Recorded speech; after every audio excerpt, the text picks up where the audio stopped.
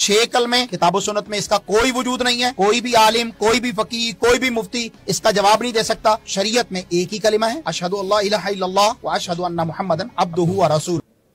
اسلام کے اندر 6 کلمے ثابت ہیں، احادیث طیبات اس پر دلالت کرتی ہیں. مختلف کتب حدیث کے اندر یہ کلمے موجود ہیں، اور متکلمین نے، علماء و فقہا نے یہ ایک نصاب متعین کیا ہے کہ مسلمان کے لیے کون کون سی چیزیں ضروری ہیں، ان کو ایک جگہ جمع کر دیا تاکہ لوگوں کے یاد کرنے میں آسانی رہے اور اسلام کے عقائد اور معمولات ہر وقت ان کے پیش نظر رہیں. لیکن آج کل چونکہ فتنوں کا دور ہے، ایک اسکالر کہہ رہے ہیں کہ یہ اسلام کے اندر 6 کلمے ثابت ہی نہیں. میں آپ کے سامنے یہ حوالہ جات پیش کرنے لگا ہوں.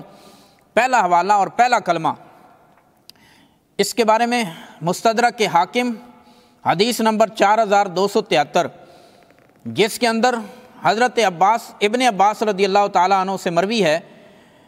آپ فرماتے ہیں کہ اللہ تبارک و تعالیٰ نے حضرت عیسیٰ علیہ السلام کی طرف وحی کی، اے عیسیٰ، محمد کریم صلی اللہ علیہ وسلم پر ایمان لاؤ، اور جو آپ کے امتی ہیں ان کو بھی حکم دو کہ وہ بھی ایمان لائیں.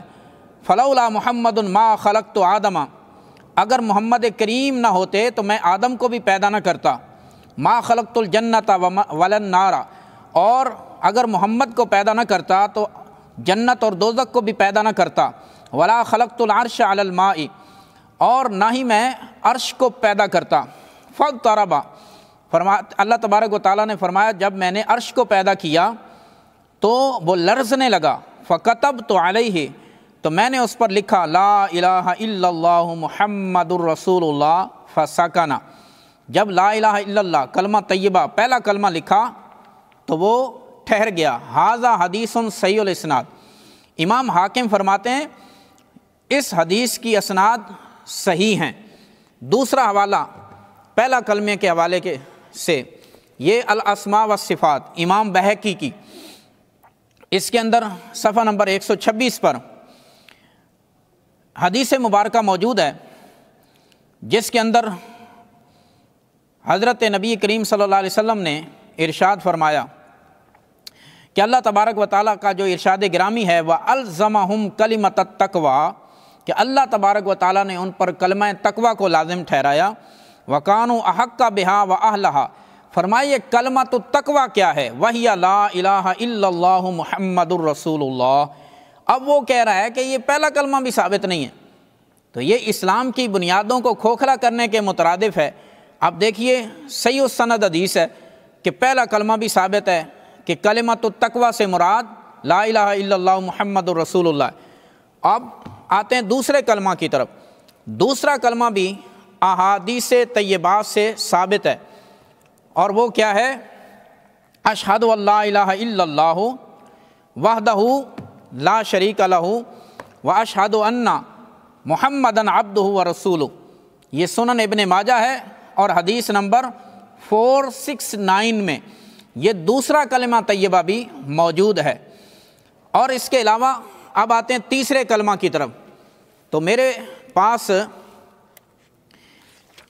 یہ سنن ابن ماجہ ہی ہے، اس کے اندر بھی وہ تیسرا کلمہ موجود ہے. حدیث نمبر 1386، اور حضرت ابی رافع سے مروی ہے.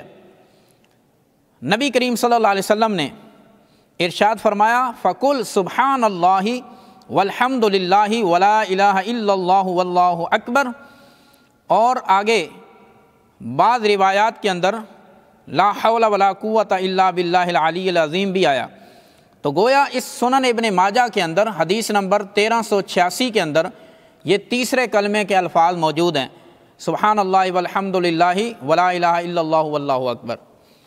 اب آتے ہیں چوتھے کلمے کی طرف. چوتھا کلمہ بھی یہ میرے سامنے سنن الترمذی ہے.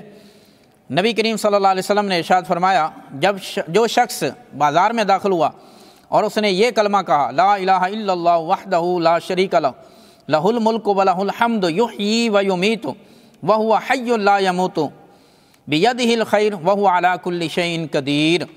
یہ چوتھا کلمہ ہے اور یہ سنن ترمذی کے اندر موجود ہے۔ اسی طرح یہ میرے سامنے ایک اور حوالہ المصنف عبد الرزاق، حدیث نمبر 3227، اس کے اندر یہ حدیث مبارکہ موجود ہے۔ نبی کریم صلی اللہ علیہ وسلم نے ارشاد فرمایا کہ نماز کے فوری بعد کلام کرنے سے پہلے جو شخص یہ کلمہ کہتا ہے لا الہ الا اللہ وحدہ لا شریک لہ لہ الملک و لہ الحمد یحیی و یمیت بیدہ الخیر وہو علی کل شیء قدیر، 10 مرتبہ یہ کلمہ کہتا ہے تو اللہ تبارک و تعالی ہر کلمے کے بدلے 10 نیکیاں بھی عطا فرماتا ہے اور 10 گناہ بھی مٹا دیتا ہے اور 10 درجے بھی بلند فرما دیتا ہے۔ اس کے بعد 5واں اور 6واں کلمہ وہ چونکہ مختلف احادیث سے لیے گئے، کنز العمال کے اندر، صحیح البخاری، سنن الترمذی اور دیگر احادیث مبارکہ کی کتب سے نکالے ہوئے 5واں کلمہ بھی اور 6واں کلمہ بھی، لہٰذا یہ جملہ کلمہ اسلام جو پڑھے جاتے ہیں اور لوگوں کو یاد کروائے جاتے ہیں، یہ احادیث صحیحہ سے ثابت ہیں اور اسلام کا مکمل نصاب اور سلیبس ان کے اندر موجود ہے۔ لہٰذا لوگوں کو یہ کہنا کہ یہ کلمے ثابت نہیں ہیں ان کے ذہنوں میں وسوسہ پیدا کرنے کے مترادف ہے اور ان کو راہ حق سے ہٹانے کے مترادف ہے۔ لہٰذا اس کے اندر بھی کیا ہے، 5ویں کلمے میں استغفر اللہ ربی من کل ذنب اذنبتہ عمدا او خطأ سرا او علانیۃ واتوب الیہ من الذنب الذی اعلم ومن الذنب الذی لا اعلم انک انت علام الغیوب وستار العیوب وغفار الذنوب ولا حول ولا قوۃ الا باللہ العلی العظیم۔ تو یہ جملہ جو کلمات ہیں یہ احادیث کی کتب سے لیے گئے۔ اسی طرح 6واں کلمہ اللہم انی اعوذ بک من ان اشرک بک شیئا وانا اعلم بہ واستغفرک لما لا اعلم بہ تبت عنہ وتبرأت من الکفر والشرک والکذب والغیبۃ والبدعۃ والنمیمۃ والفواحش والبہتان والمعاصی کلھا واسلمت واقول لا الہ الا اللہ محمد رسول اللہ۔